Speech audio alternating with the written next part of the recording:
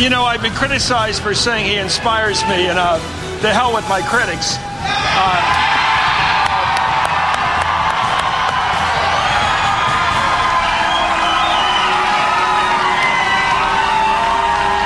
I think what he said was about us, and that's why we care about what he said.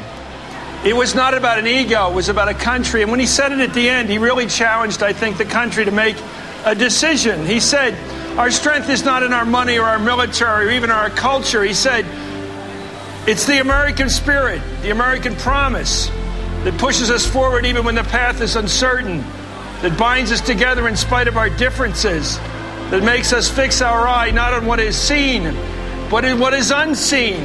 That better place around the bend, that is America. And I think that's a challenge, and it's an open challenge to the hearts and minds of the country. What they do with that challenge, they can choose him or the other guy. It's an open choice. It's a free election. But what he was saying is, choosing the unknown is what we did when we picked Roosevelt. It's what happened when the country chose Reagan. It's what they chose when they chose Clinton. Oftentimes, you have to take the unknowable and move away from the unacceptable. And in this case, he's saying, place your bets on the 90%, not the 10%, where McCain disagrees with Bush. I thought it was an amazing, but I've written speeches all my life. Of course, nothing like this. And let me tell you what was great about it. What he did was, and it's in military practice, it's called attacking from a defensive position. It's how Henry won at Agincourt. It's how Alexander won. It's how Reagan kicked the butt of Jimmy Carter. And what you do is this. You take your opponent's best shot and you throw it back at him. Are we a nation of whiners? If this is an ownership society, you own your failure.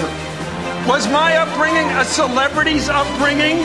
If you're going to follow Bin Laden to the gates of hell, how about going to his cave and getting him? And how dare you say this election is a test of patriotism when we're all in this together? It was a great way of throwing back the other side's best shot and saying it's full of crap.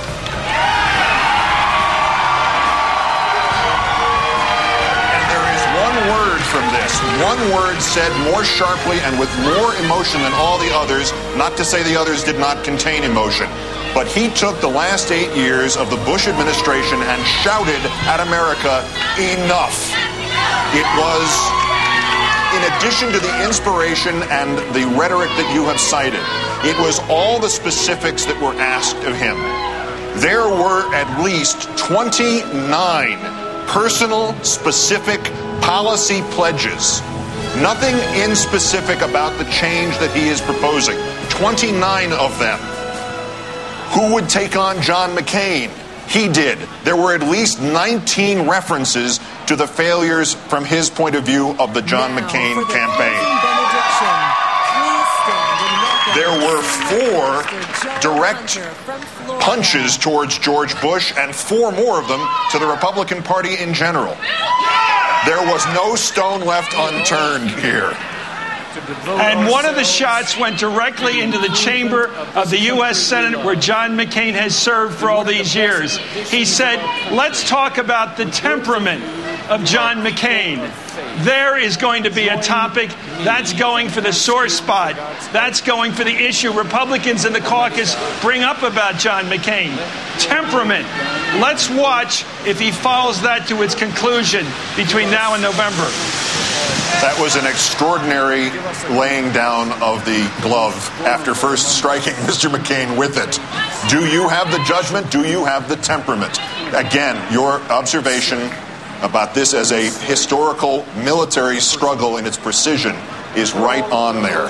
That is taking that message back. That is taking what the opponent thinks is his strength and saying, "Olay," and pulling out the red cape as the bull goes past. And to demonstrate the bipartisan aspect of that tactic, Ronald Reagan delivered the most lethal blow against my old boss, Jimmy Carter, when he said, "There you go again."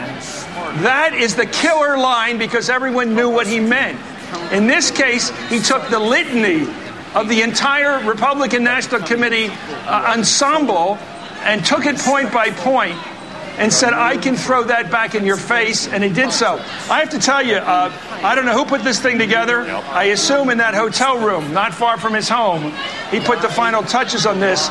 But I'm sure John McCain shares pretty much our assessment of this speech tonight as he sat and watched this. This was a strong statement of what he has to defeat between now and November. This is going to be one first-rate general election campaign.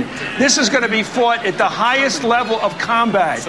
And we're going to see the best there is in this country in terms of its political skill in fighting this out. And what I thought was interesting when he said today, let's not make a big election about small things. I think as we watch this debate, we will all know what is important to debate and what is small, and we can all keep count.